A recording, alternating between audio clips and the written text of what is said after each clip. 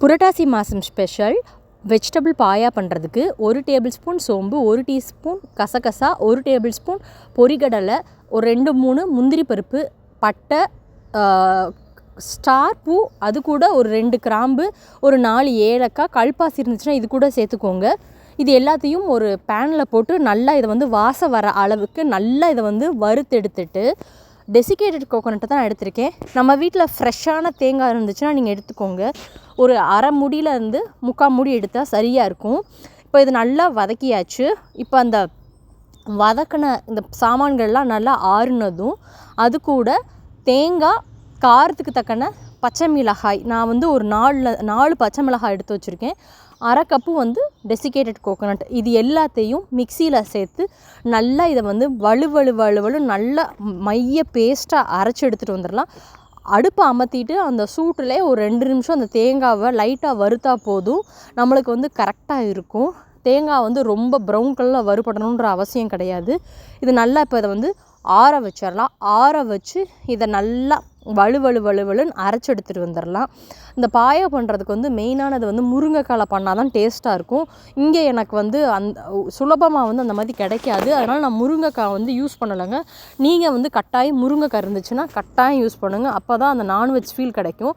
தாளிக்கிறதுக்கு 2 டீஸ்பூன் எண்ணெய் சேர்த்து பட்டை, சோம்பு, கல்பாசி சேர்த்துட்டு 2 மீடியம் சைஸ் பெரிய வெங்காயத்தை வந்து நல்லா பொடிசாக கட் பண்ணி வச்சதை சேர்த்து, வெங்காயம் வந்து நல்லா பச்சை வாசனை போகிற அளவுக்கு வதங்கினதும் 2 தக்காளி பழத்தை சின்னதாக நறுக்கி வச்சுருக்கிறதையும் சேர்த்து அதையும் நல்லா வலுன்னு வதக்கி எடுத்துடலாம்.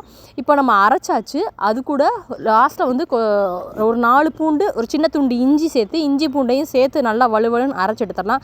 காய்கறிகள் வந்து கேரட்டு, ஒரே ஒரு கேரட்டு, ஒரு 3 பீன்ஸு, 1 கப்பு அளவுக்கு நான் பட்டர் பீன்ஸ் எடுத்திருக்கேங்க.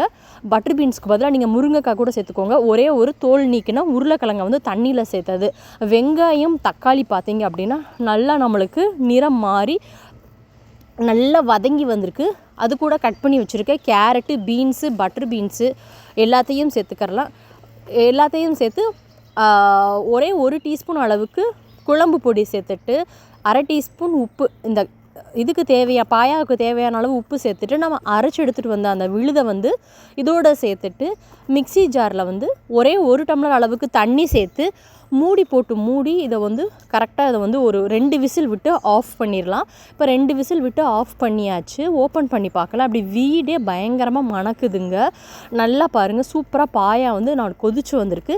லாஸ்ட்டில் வந்து மல்லி இலை போட்டு அடுப்பு ஆஃப் பண்ணிட்டா ஒரு சுவையான வெஜிடபிள் பாயா தயார். இது வந்து நல்லா ஆப்பம், இடியாப்பம், சப்பாத்தி கூட, தோசை கூட சூப்பராக இருக்கும். கட்டாயம் நீங்களும் ட்ரை பண்ணி பாருங்கள். முருங்கைக்காய் இருந்துச்சுன்னா கட்டாயம் மிஸ் பண்ணாமல் சேர்த்துக்கோங்க. செம டெம்டிங்காக எம்மியாக இருந்தது. நம்ம சேனலை சப்ஸ்கிரைப் பண்ண எல்லாத்துக்கும் ரொம்ப நன்றி. சப்ஸ்கிரைப் பண்ணாதவங்க ப்ளீஸ் சப்ஸ்கிரைப் பண்ணுங்கள், கமெண்ட் பண்ணுங்கள், ஷேர் பண்ணுங்கள். இதே போல் ஒரு அருமையான இன்ட்ரெஸ்டிங்கான இன்னொரு வீடியோலையும் பார்க்கலாம். அது வரைக்கும் நன்றி, வணக்கம், டாட்டா, பாய்.